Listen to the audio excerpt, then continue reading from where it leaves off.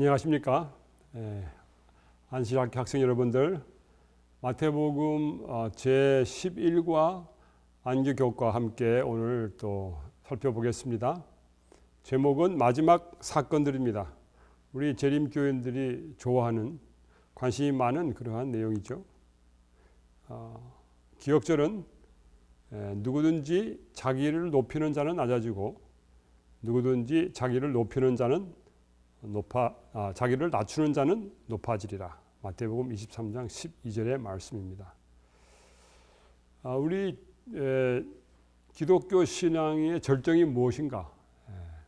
우리 모두는 다 예수님의 재림을 기다리고 있는 사람들이죠. 그 예수님의 재림이 우리 신앙의 절정입니다. 예수님의 재림은 예수님의 초림, 그리고 그 초림의 예수님의 삶의 절정이었던 십자가, 그리고 재림, 이런 식으로 연결되어 있습니다. 마태복음 23장에는 예수님께서 유대 지도자들에게 마지막으로 전해주신 호소의 말씀이 거기 들어 있습니다. 그리고 마태복음 24장에는 재림 전 사건들이 거기에 기록되어 있습니다. 그리고 이 재림 전에 일어날 사건들, 소위 우리가 시대의 마지막 징조라고 이야기하는 그 사건들은 예루살렘의 멸망과 연계가 되어 있습니다. 이 굉장히 복잡한 그 스토리 가운데 가장 중요한 이야기는 뭐냐면은 인자가 구름을 타고 능력과 큰 영광으로 오리라. 이 재림전 사건들이 굉장히 복잡하고 우리를 두렵게 하는 일이긴 하지만은, 그러나 예수 그리스도께서 영광 가운데서 오시겠다 하는 그 기별의 말씀이 거기 들어 있는 것이죠. 유대 지도자들을 예수님께서 책망하실 때에 사용하신 말들입니다. 거기 화 있을진저 외식하는 서기관들과 바리새인들이요, 화 있을진저 소경된 인도자여. 이 유대의 지도자들은 영적으로 눈먼 사람들이었습니다. 그리고 영적으로 그들은 외식하는 사람들이었습니다. 그래서 예수님께서 천국문을 닫고 자기도 안 들어가고 남도 못 들어가게 하는 사람이다, 이렇게 비난하셨습니다. 그리고 이 맹세하는 것에 관해서도 이 사람들이 가르치는 그 이야기를 따라가면 안 된다고 그렇게 말씀하셨습니다. 우리가 구약 성경에서 하나님에 관하여 많이 읽게 되는데요. 구약 성경에서 나타나신 하나님, 우리 인간에게 나타나신 하나님은 예수님 자신이라고 우리가 볼 수 있습니다. 시내산에서 이스라엘 백성과 언약을 체결하신 그 하나님, 예수님 자신이죠. 그래서 구약 시대에 이스라엘과 언약을 맺으신 그 예수님이 인간으로 오셔가지고 그 사람들에게 마지막으로 호소하는 간절한 호소입니다. 마태복음 23장은 자기 백성과 화목하기 위하여 주신 예수님의 마지막 호소라고 생각하면 됩니다. 그런데 백성들은 결정을 내렸습니다. 예수님을 거절하기로 결정을 내렸습니다. 그래서 그 결과 예수님은 그들에게 이런 선언을 했습니다. 보라, 너희 집이 황폐하여 버려진 바 되리라. 예수님의 마지막 경고를 뿌리친 그들에게 주어진 선언입니다. 예수님께서 그렇게 말씀하셨는데 그 말씀의 의미가 뭔지 그 사람은 몰랐습니다. 자기 나라와 민족은 계속해서 하나님의 언약 관계 속에서 하나님의 은총 가운데 유지될 거라고 생각을 했습니다. 그런데 예수님의 이 선언을 통하여 구원 역사에서 일대 전환이 일어난 것이죠. 이스라엘의 사명은 끝나고 성령의 인도를 따르는 유대인들, 소수의 유대인들과 이방인들이 이스라엘이라고 하는 사명을 이어가게 될 것입니다. 그렇게 해서 예수님을 통하여 하나님과 언약을 맺은 그 사람들은 그 사람들이야말로 아브라함의 자손이요 약속대로 유업을 이을 자가 될 것이라고 갈라디아 3장 29절에 말씀을 했습니다. 이스라엘 백성들, 유다 백성들에게 전해준 그 마지막 경고의 기별이 무시되고 예수님은 더 이상 그들의 영적인 기능, 이 구원의 역사에 있어서 가졌던 그 영적인 특별한 기능, 택함을 받던 그 기능이 다 끝날 것이라고 이야기했고 이제 그 기능은 새로운 공동체에게 전달되어서 그 공동체가 그 기능을 계속해서 하게 될 것이죠. 월요일에 보면은 종말의 징조가 나오는데요. 마태복음 23장에 예수님께서 유대의 지도자들에게 대하여 그 마지막 경고, 마지막 호소를 하신 다음에 바로 그 뒤에 이어서 나오는 그 사건은 요한복음 12장에 나오는 사건인데 그때 헬라인들이 이방인들이 예수님을 보자고 찾아온 것이죠. 그래서 그들이 와서 빌립에게 이야기하고 빌립은 안드레에게 이야기하고 그래서 그 사람들이 예수님께 온 것이죠. 그래서 이스라엘 백성들에게 마지막 호소를 하고 그것이 끝난 다음에 이방인들이 찾아왔다고 하는 것은 그 시사하는 바가 크지요. 옛것 이스라엘 민족이 새것 믿음의 공동체로 대체되는 것이죠. 이제는 하나님의 계획이 유대인만 구원하는 것이 아니라 이방인들도 구원하는 것이라는 것이 확실하게 드러나게 된 것이죠. 원래부터 하나님은 이방인들도 다 포함해서 구원하시려고 하셨죠. 그래서 아브라함을 불러내셔가지고 모든 만민의 아버지가 될 것이라고 그렇게 말씀하신 거 아니겠습니까? 그런데 예수님께서 이 종말의 사건에 대해서 이야기하실 때에 이 마지막 예수님 재림하기 직전에 일어날 그 여러 가지 사건들과 그 다음에 예루살렘이 멸망할 때에 일어날 사건들을 섞어가지고 말씀하셨습니다. 만약에 예수님께서 따로따로 적나라하게 그 광경들을 묘사했다고 하면은 제자들이 그것을 감당하지 못했을 것입니다. 예수님께서는 그렇게 두 사건을 섞으면서 자비를 그들에게 보여주신 것이죠. 그런데 이 이야기들은 제자들에게 주신 이야기일 뿐 아니라 또한 우리에게 주신 이야기죠. 제자들에게는 예루살렘 멸망이라고 하는 사건이 아주 근접해 있고요. 우리에게는 예수님의 재림이라는 사건이 근접해 있는 것이죠. 오늘날 많은 그리스도인들이 또 많은 신학자들이 성경 말씀을 읽으면서 자기들이 원하는 대로 이상향을 자꾸만 그려보려고 하고 있습니다. 뭐 지상 낙원도 그려보고 천년의 평화 통치도 그려봅니다. 그러나 이 마태복음 24장 속에는 지상 낙원도 없고 천년 평화의 통치도 없습니다. 거기는 전쟁과 배도와 자연재해와 박해, 거짓 그리스도, 거짓 형제들 그런 여러 가지 요소들이 부정적인 요소들이 가득 차 있습니다. 그런데 거기에 긍정적인 요소가 있습니다. 이 천국 복음이 온 세상에 전파되겠다고 하는 놀라운 긍정적인 요소가 거기 들어 있습니다. 오늘날 우리가 살고 있는 이 환경은 매우 많은 변화가 있고 복잡합니다. 너무나 지진이 많이 일어나고 있죠. 우리 한국 한반도에 예전에는 지진이 없다고 그랬죠. 그러나 요즘에 한반도에도 지진이 많이 일어나고 있습니다. 일본은 뭐 지진이 너무나 많이 일어나고 있죠. 정말 무섭습니다. 그 다음에 우리 지금 기온은 어떻습니까? 이상 저온, 이상 고온, 또 비가 내리는 거 어떻습니까? 폭우, 폭설. 한국에 비 내리는 거 보니까 이상해졌어요. 옛날 같은 그런 거 없어요. 그 다음에 질병들이 얼마나 많습니까?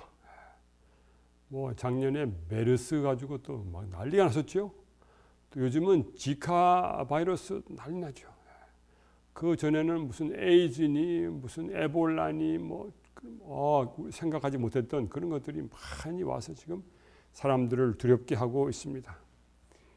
그리고 우리 한국 사회는 말이죠. 옛날부터 동방예의지국이라 그렇게 자랑스럽게 생각했는데 요새 한국은 말이죠. 요새 뭐 윤리가 땅에 떨어졌습니다.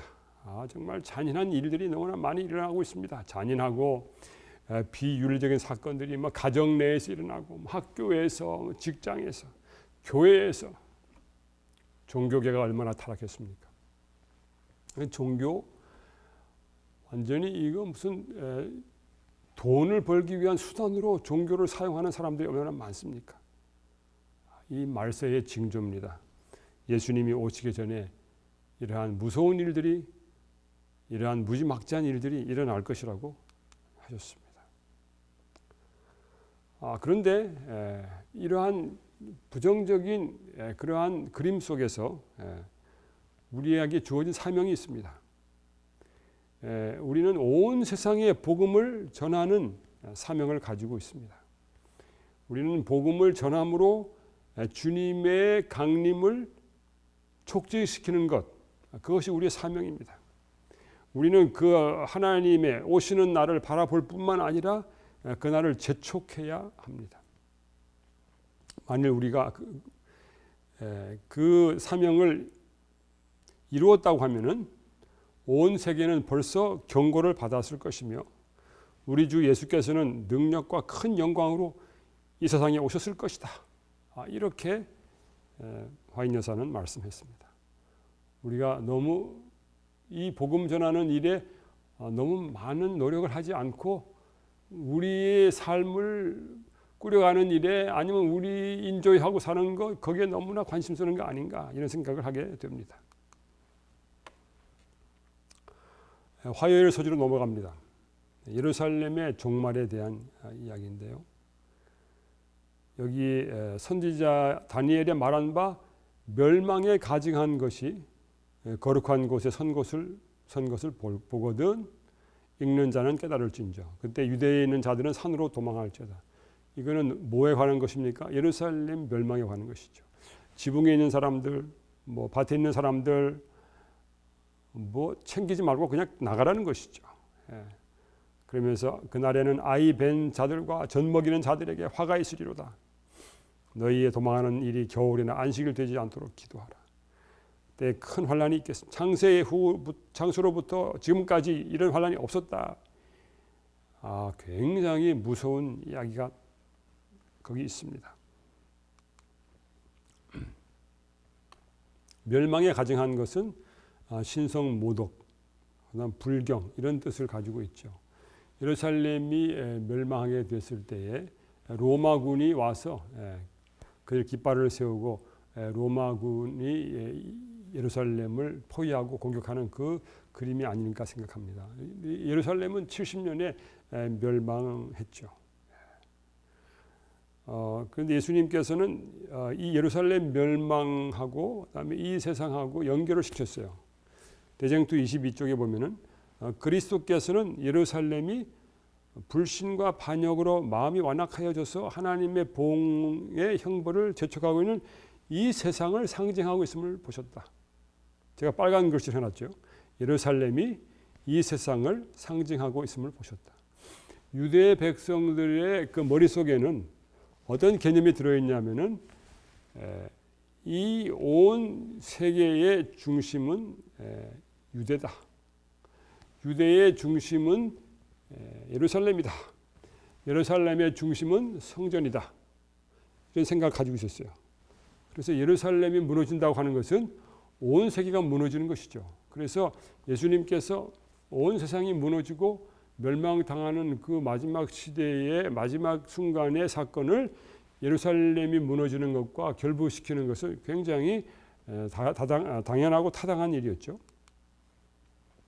예루살렘이 로마군에 의해서 포위되었다가 잠깐 풀렸습니다. 왜냐하면 로마 제국 내에 정치적인 변동이 있어가지고 베스파시아누스 장군이 로마로 가서 황제가 되고 그 다음에 다시 이제 그의 아들 티투스가 와서 예루살렘을 공격하고 포위하고 공격해서 마지막에 이제 예루살렘을 멸망시켰는데 그 잠깐 동안 로마 군대가 퇴각한 그 사이에 신자들은, 예수님 믿는 사람들은 예수님의 경고를 기억하고 신속히 빠져나왔습니다.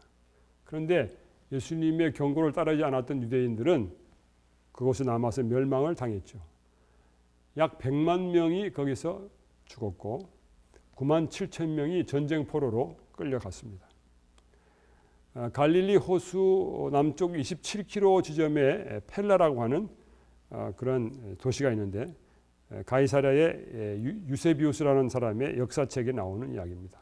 그곳에 신자들이 피난 간 것이죠. 이 지도가 나오는데요. 여기 갈릴리 호수고 여기 펠라입니다. 예루살렘은 여기고, 여기서 도망 나가가지고 요단강을 건너서 이 펠라라고 하는 도시에 가서 피신해서 살았습니다. 예수님의 경고를 귀담아 듣고 기억했던 사람들, 실천에 옮겼던 사람들, 그 사람들은 그렇게 살아날 수 있었습니다. 구약 성경에 보면은 우리 신자들의 피난처가 산이라고 그랬어요. 내 도움이 어디서 올고, 내가 산을 향하여 내 눈을 들리라, 뭐 이런 이야기 하고 있죠. 그래서 이제 그 이야기에는 시온산이 나와요. 시온산이야말로 나의 피난처다. 근데 시온산, 예루살렘은 굉장히 높은 고지대에 있습니다. 그래서 그 성을, 예루살렘을 공격하기 어렵습니다. 그런데 그거보다 더 공격하기 어려운 튼튼한 피난처가 구주 예수 그리스도라고 하는 것이죠. 우리의 피난처는 예수님이십니다. 예수님의 말씀을 순종하는 것, 바로 그것이 우리가 살 길이죠. 수요일 소지에는 예수님의 재림에 관한 광경이 나옵니다. 여기 24장에 나와 있는 굉장히 많은 말씀이 있는데, 여기 보면은 거짓 그리스도가 많이 있겠죠. 거짓 그리스도가 표적을 행해가지고 사람들을 미혹하게 될 것입니다. 여러분, 우리 교회에서는 방언을 사용하지 않지만 여러분 혹시 어디 가가지고 누가 이제 안수했는데 그 사람이 막 방언을 막 해보세요. 무슨 느낌이 들겠어요? 이거 진짠가? 이런 느낌이 들지 않겠어요? 또 어디 갔는데 뭐 병을 막 고치고 사람이 벌떡벌떡 일어나고 그러면 이게 진짠가? 이런 생각이 들지 않겠습니까? 그리스도가 광야에 있다고 그래도 가지 말고 골방에 있다도 믿지 말아라. 그리스도는 번개가 동편에서부터 나서 서편까지 번쩍임같이 예수님은 모든 사람이 보게 오실 것이다. 아무리 능력이 많은 사람이 땅 위에 걸어 다닌다 하더라도 그 사람은 그리스도가 될 수 없다고 이야기하고 있습니다. 그러면서 거기 예수님이 오실 때에 하늘의 징조가 보이겠다고 그랬고, 그 다음에 땅의 모든 족속들이 통곡하며 그들이 인자가 구름을 타고 온 능력과 영광으로 오는 것을 보리라. 다 보겠다고 그랬습니다. 그리고 큰 나팔 소리가 난다고 그랬어요. 우리가 이 말씀 마태복음 24장만 잘 알고 있어도 거짓 그리스도나 거짓 선지자들에게 넘어가지 않습니다. 그런데 문제는 뭐냐면은 이 말씀을 알아도 자꾸만 보면요, 보다 보면은 자꾸만 거기 끌려갑니다. 그래서 보는 거 참 조심해야 됩니다. 참으로 조심해야 됩니다.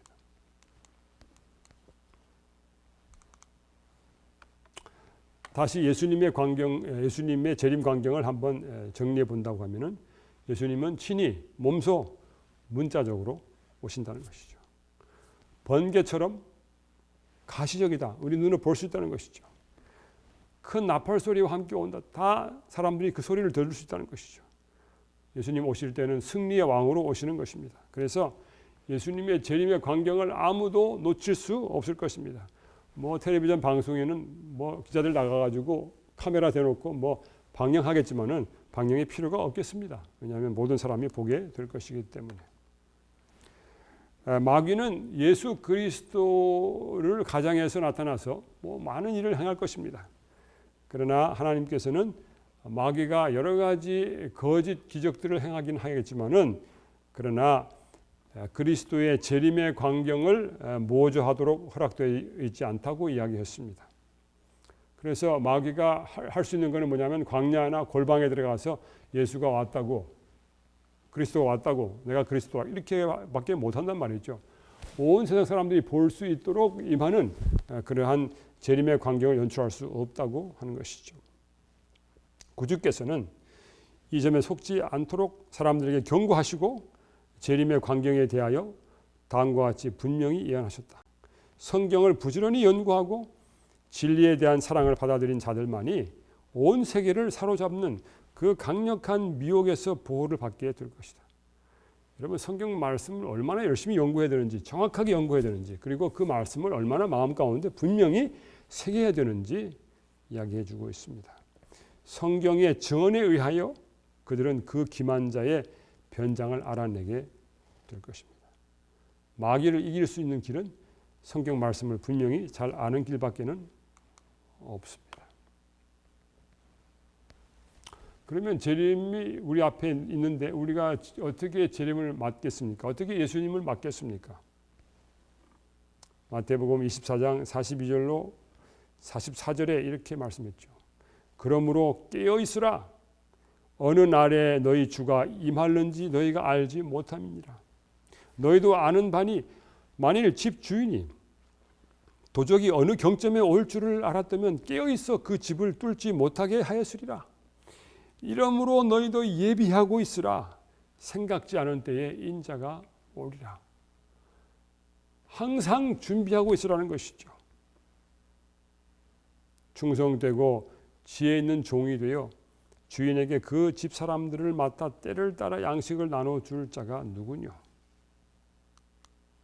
주인이 올 때에 그 종에 이렇게 하는 것을 보면 그 종이 복이 있으리로다.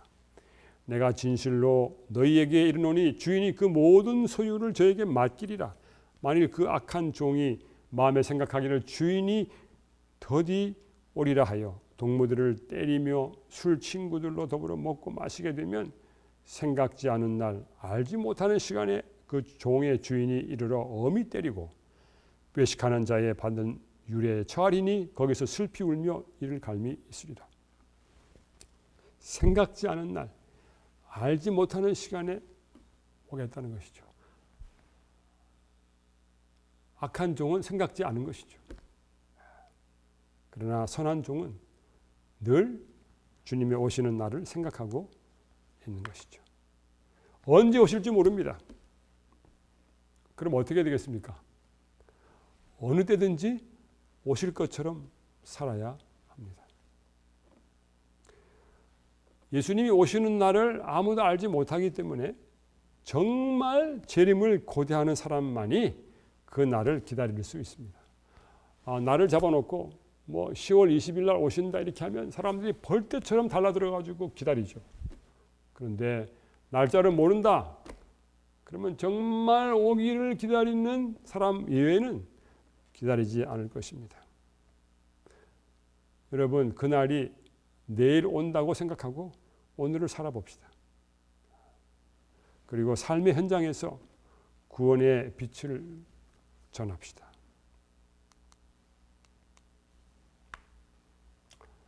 금요일에 보면은 더 깊은 연구가 나옵니다. 이 세대가 지나가기 전에 이 모든 것이 이루리라는 말씀이 있는데 그 말씀 해석이 좀 어렵습니다.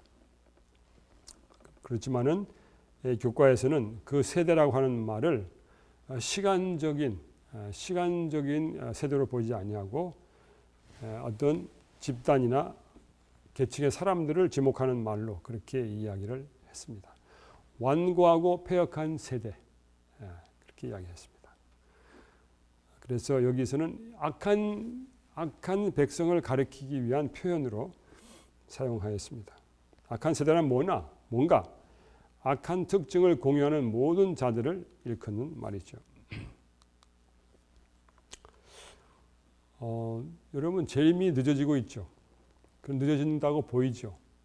어떻게 설명할 것인지 여러분도 그냥 누구한테 답을 얻으려고 하지 말고 그걸 한번 곰곰이 생각해 보시기 바랍니다. 제가 화인 여사의 초기 편지들을 제가 거의 다 읽어봤는데요. 1845년부터 1859년까지 거의 15년 동안 화이트분이 쓴 편지를 읽어봤는데 미국 사람들이 이제 그 편지를 다 쓰고 맨 밑에 경구를 써요.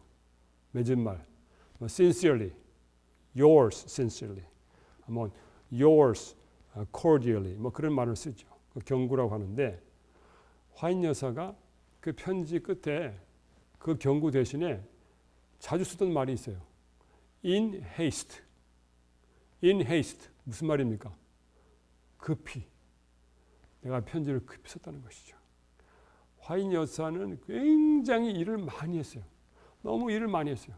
왜냐하면 예수님의 재림의 기별을 속히 전해야 된다고 하는 그 생각 때문에 얼마나 열심히 일하는지 몰라요. 그리고 막 사람들에게 경고의 기별을 전해야 되는데 편지를 쓸 시간이 없어요. 그래서 화인분이 짬을 내 가지고 사람들이 막 북적북적하고 하는데도 구석에 앉아서 편지를 씁니다. 써가지고 끝에 in haste, 내가 급하게 썼다. 예수님의 재림이 촉박했다고 하는 그러한 느낌을 가지고 열심히 일했다는 것이죠. 우리도 화인 여사의 본을 받아서 속히 재림 사업을 마쳐야 한다는 그런 마음을 가지고 하나님의 사업에 우리 자신을 투자해서 거기다가 투여해서 열심히 하나님 말씀을 전하는 그런 백성이 되어야 되겠죠. 예수님의 재림이 다가온다. 우리는 재림 교인이다. 근데 뭐 그냥 편안하게 지내면 안 되겠죠. 우리는 예수님의 재림이 다가오고 있다고 하는 사실을 안다고 하면 그것을 알리는 일에 있어서 서둘러서 알려줘야 될 것이고 또한 그날을 위해서 준비해야 될 것입니다. 사도 베드로가 어떻게 재림을 기다리고 있는지 이렇게 이야기하고 있습니다. 주의 약속은 어떤 이에 더디다고 생각하는 것 같이 더딘 것이 아니라 우리가 막 이 재림은 더디다. 오직 너희를 대하여 오래 참으사 아무도 멸망치 않고 다 회개하기에 이르기를 원하시느니라. 그러나 주의 날이 도적같이 오리니 그 날에는 하늘이 큰 소리로 떠나가고 체질이 뜨거운 불에 풀어지고 땅과 그 중에 있는 모든 일이 드러나리로다. 이렇게 이야기하고 있죠. 이 모든 것이 어떻게 이렇게 풀어지리니 너희가 어떠한 사람이 되어야 마땅하냐. 우리 재림 신도들이 살아야 할 그 삶의 방식을 이야기하고 있습니다. 거룩한 행실과 경건함으로 하나님의 날이 임하기를 바라보고 간절히 사모하라. 그날의 하늘이 불에 타서 풀어지고 체질이 뜨거운 불에 녹아지려니와 우리는 그의 약속대로 의에 거하는 바 새 하늘과 새 땅을 바라보도다. 그러므로 사랑하는 자들아 너희가 이것을 바라보나니 주 앞에서 점도 없고 흠도 없이 평강 가운데서 나타나기를 힘쓰라. 이것이 우리 재림 교인들이 살아가야 할, 재림을 기다리며 살아가야 할 우리의 삶의 방식입니다. 사랑하는 안교 학생 여러분들이요, 예수님의 재림을 바라보면서 그렇게 재림을 준비에 매진하시고 또 자기 자신을 하나님 앞에서 순결하게 지키는 아름다운 일이 여러분의 경험이 되시기를 간절히 바랍니다. 감사합니다.